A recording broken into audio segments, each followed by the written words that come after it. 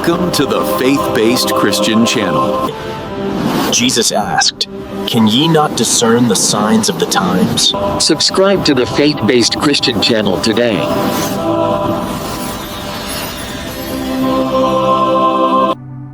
All right, let's dive into a perspective that really tries to make sense of a feeling a lot of us might have, that something significant is shifting in the world as we head through 2026. What we're looking at here is a source that uses a very specific biblical lens to try and interpret what's happening right now. So, have you felt it? You know, that subtle but kind of persistent sense that the ground beneath our feet just isn't as solid as it used to be? Well, according to the analysis we're digging into, you are definitely not alone. This feeling isn't just, random anxiety. The idea is that it's a real response to a world that feels like it's speeding up in some pretty unpredictable ways. And this quote, this really gives us the core metaphor for our entire discussion, the idea of quietly drowning. See, it's not talking about some big, sudden catastrophe like a tidal wave.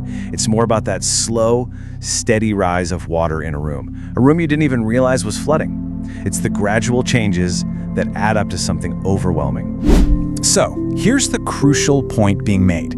2026 feels like a turning point. The argument is that what we're seeing is history itself speeding up.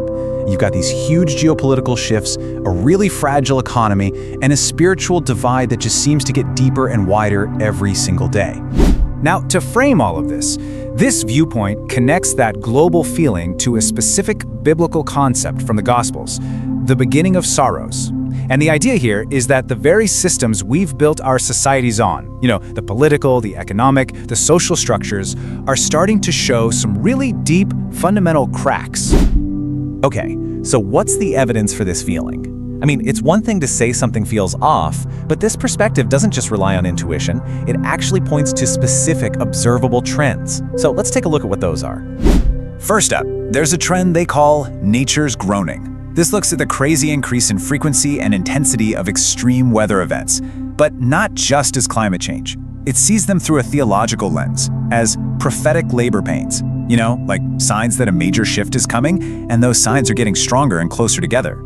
Then, trend number 2, geopolitical escalation. This analysis points to the rapid formation of new military alliances and this constant simmering tension, especially in the Middle East. It suggests these modern conflicts are actually echoing these specific national alignments described thousands of years ago in texts like the Book of Ezekiel. And third, something called the technological snare. And honestly, this is maybe the most modern part of the whole argument. The claim is that for the very first time in human history, the technology for total surveillance and control actually exists.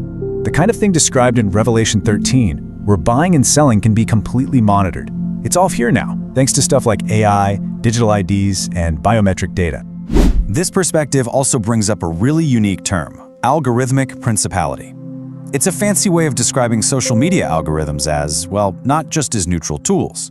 It sees them as powerful, unseen forces that are actively shaping our reality. The argument is that these systems are literally designed to amplify anger and division, basically tearing society apart for profit. Now, to ground this analysis in the real world, the material points to some hard data on the state of global Christianity. It cites this number, 388 million Christians facing persecution. That figure isn't just a statistic, right? It's meant to show a real-world human consequence of all these global shifts we've been talking about. And right here, you can see how that persecution actually looks on the ground. It's not all the same. The examples given range from direct physical violence in places like Nigeria to some seriously advanced technological surveillance in North Korea and China. I mean, we're talking about AI allegedly being used to detect things like prayer, or digital censorship that basically makes religious practice technologically invisible. So, how does all of this get tied together? Well, this viewpoint uses what it calls a prophetic lens, which means it applies specific passages from the Bible as a kind of framework to interpret these modern trends. And this verse from the book of Jeremiah is absolutely central to that whole quietly drowning metaphor.